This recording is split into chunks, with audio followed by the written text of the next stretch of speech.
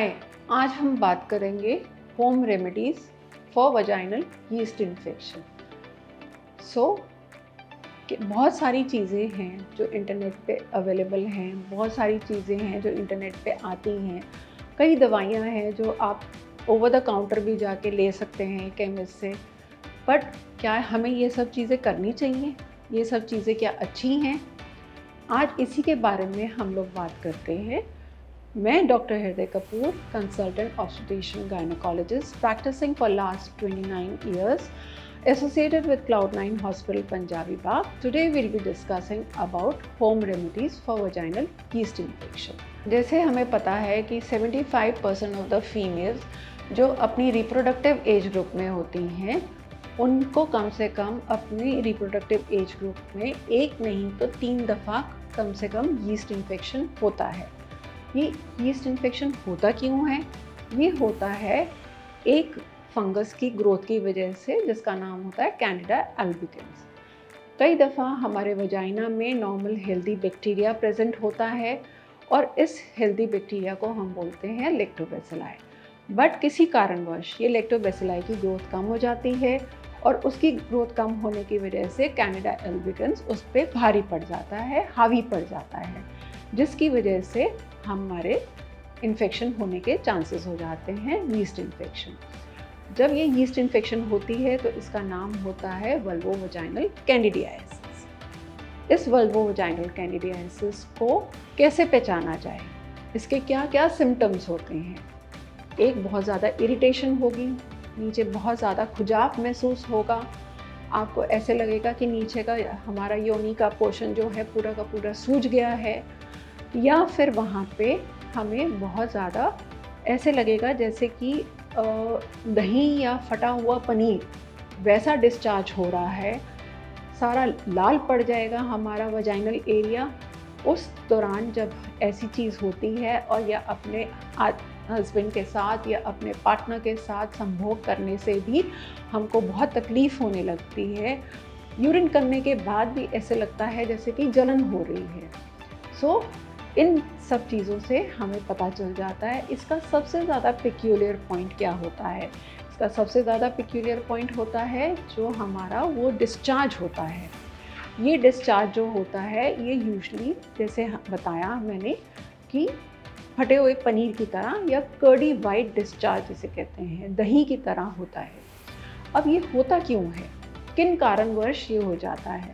अगर तो आपको अनकंट्रोल्ड डायबिटीज़ है, या आप प्रेग्नेंट हैं, या आपको थायराइड है, या किसी कारणवश आपने बहुत प्रोलॉन्ग एंटीबायोटिक्स लिए हैं, या आप स्टेरॉयड ट्रीटमेंट पे हो किसी ऑटोइम्यून डिजीज़ की वजह से, या किसी कारणवश आपको बहुत ज़्यादा हमने स्टेरॉयड का ट्रीटमेंट दिया है, उस कारणवश से भी कई दफ़ा ये प्रॉब्लम्स एग्रीवेट हो जाती हैं। हार्मोनल डिसबैलेंस होने से भी हो जाता है।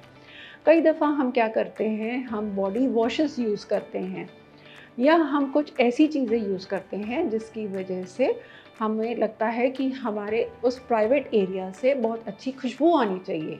बट खुशबू आने की जगह हम क्या कर रहे हैं, वहाँ का वजाइनल पीएच ख़राब कर रहे हैं। उस वजाइनल पीएच ख़राब होने की वजह से ये फंगल इन्फेक्शन हमारे वहाँ ईज़िली ग्रो करने लग जाता है, जिसको हम लोग अक्सर कई दफ़ा यीस्ट इन्फेक्शन भी बोलते हैं। कई लेडीज़ के साथ क्या होता है कि खांसने पे या कुछ भी करने पे थोड़ा बहुत यूरिन लीक होता है, और प्रेगनेंसी में तो खासकर कईयों के साथ बहुत होता है। उसकी वजह से पैंटीज़ जो हैं, जो हमारे अंडरगारमेंट्स हैं, वो हर टाइम गीली रहती हैं। इस गीले रहने की वजह से हमें पता है कि यीस्ट और फंगस गीली जगह पे बहुत आसानी से ग्रो होता है, और इसकी वजह से उसकी ग्रोथ हो जाती है, और इसकी वजह से हमें आराम से फंगल इन्फेक्शन हो सकता है। अब हम बात करते हैं कि इस चीज़ को कैसे हम रोक सकते हैं या इसकी प्रिवेंशन कैसे की जाए। सबसे पहले अपने हाइजीन का ध्यान रखना चाहिए हमें। हाइजीन का ध्यान हम कैसे रखेंगे? क्योंकि हिंदुस्तान एक गर्म देश है, यहाँ पे बहुत ज़्यादा ह्यूमिडिटी भी होती है, तो उस कारणवश हमें कम से कम दिन में 2 दफ़ा नहीं तो 1 दफ़ा ज़रूर नहाना चाहिए। जब हम नहाते हैं तो हमें ये ध्यान रखना चाहिए कि हम उस एरिया पे ज़्यादा डिटर्जेंट्स ना यूज़ करें, ना बॉडी वॉश लगाएं, ना हम वहाँ पे कोई सेंटेड चीज़ इस्तेमाल करें। जब भी हम नहा रहे हैं उस चीज़ का ध्यान रखा जाए कि हम किसी भी चीज़ से इरिटेट ना करें अपने वजाइना को, ताकि उसकी वजह से आपको लगे कि बहुत अच्छी खुशबू आएगी। ऐसा नहीं होता है, हमें उस चीज़ का ध्यान रखना चाहिए क्योंकि उससे पीएच चेंज हो जाता है वजाइना का और फंगल इन्फेक्शन या यीस्ट इन्फेक्शन हो सकती है हमको।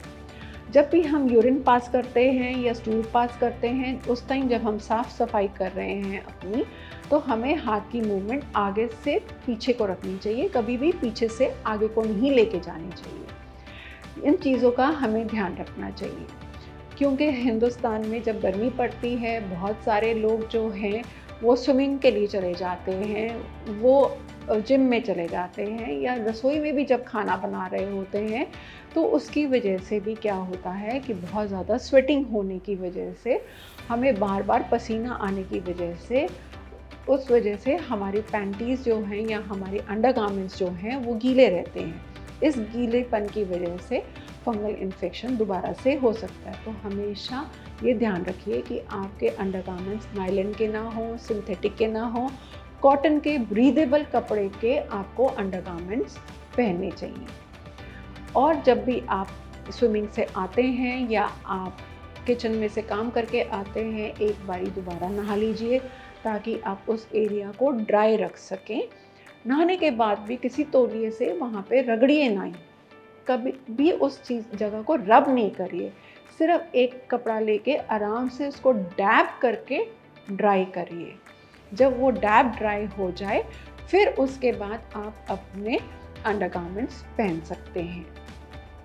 और चीज़ जो हमें ध्यान रखनी चाहिए कि अगर हमें बाय चांस किसी भी कारणवश यीस्ट इन्फेक्शन है तो उस टाइम हमें अपने पार्टनर के साथ फ़िज़िकल इंटीमेसी नहीं बनानी चाहिए, क्योंकि अगर हम फ़िज़िकल इंटीमेसी बनाएंगे तो सीमेन जो रिलीज़ होगा अंदर वो भी बहुत अच्छा कल्चर मीडियम होता है, जिसकी वजह से फंगल इन्फेक्शन और ज़्यादा बढ़ जाता है।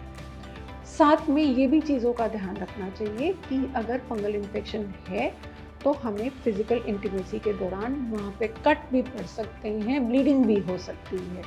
तो प्लीज़ अगर आपको फंगल इन्फेक्शन है तो ना आप अपने पार्टनर के साथ फ़िज़िकल इंटीमेसी ना बनाइए, ना ही आप किसी टैम्पॉन या मेंस्ट्रुअल कप का यूज़ करिए अगर गलती से उस टाइम पे आपको पीरियड्स शुरू हो जाते हैं। तो किसी भी कारणवश जो कुछ भी हो, आपको अपने गायनेकोलॉजिस्ट से या अपनी जो भी आपकी डॉक्टर है उसके संपर्क में आना चाहिए, उनसे मिलना चाहिए और उनसे कंसल्ट करना चाहिए कि अब मैं आगे क्या करूं। एक बहुत पुराने ज़माने में डूशिंग की जाती थी, पर अब ये डूशिंग मना है बिल्कुल।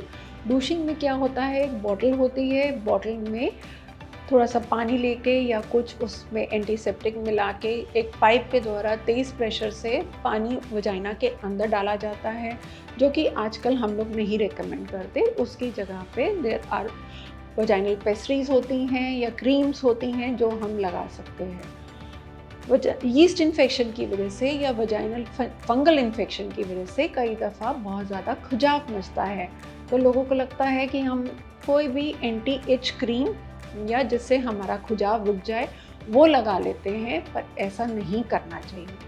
जैसे मैंने पहले भी बोला, फिर से एम्फसाइज़ कर रही हूँ, अपने गायनेकोलॉजिस्ट से, अपने डॉक्टर से ज़रूर मिलिए, क्योंकि वही लोग हैं जो आपको सही सलाह दे पाएंगे।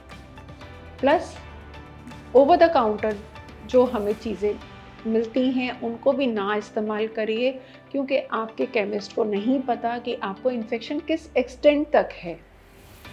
अब जो इंटरनेट पे जो रेमेडीज़ दी हुई हैं, इंटरनेट पे क्या क्या रेमेडीज़ दी हुई हैं, इंटरनेट पे वो कहते हैं कि दही लगाने से, दही खाने से, या आप नीचे कोकोनट ऑयल लगा लीजिए। कोकोनट ऑयल जैसे पता है हमें एंटी बैक्टीरियल होता है, एंटी फंगल नहीं होता है।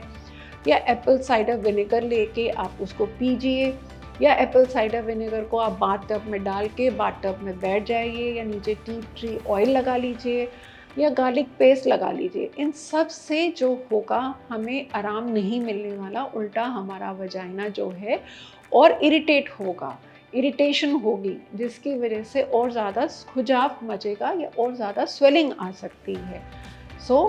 जो मैंने चीज़ बताई है, प्लीज़ अपने डॉक्टर से कंसल्ट करिए, अपने आप किसी भी होम रेमेडी पे ना जाइए। डॉक्टर देख के ये बताएगा कि आपको कितना इन्फेक्शन है। इन्फेक्शन आपके वजाइना तक सीमित है या आपके वल्वा तक सीमित है या आपके इनर थाइस तक भी जा रहा है। उस हिसाब से आपको दवाई और मेडिकेशन दी जाएगी। अगर आप प्रेग्नेंट हैं तो आपको ओरल मेडिकेशन नहीं दे सकते हैं, उसके बजाय आपको लोकल ऑइंटमेंट्स दी जाएंगी, लोकल पेस्ट्रीज दी जाएंगी, जिसकी वजह से आपका फंगल इन्फेक्शन या यीस्ट इन्फेक्शन ठीक हो सकता है। अब और साथ में आप जो है प्री या प्रोबायोटिक्स अपने डॉक्टर से पूछ के वो बाय माउथ ले सकते हैं ओरली, जिसकी वजह से ये इन्फेक्शन कम हो जाएगा और आपको राहत मिलेगी। फाइनली अब हम क्या कंक्लूड करते हैं? हम ये कंक्लूड करते हैं, प्लीज़ किसी भी होम रेमेडीज़ पे ना जाइए। बेस्ट होगा आपके लिए कि आप अपने गायनेकोलॉजिस्ट को मिलिए and make sure do not take any over the counter medication and get healthy, stay fit, make sure you use these precautions and stay out of the yeast infection. Thank you.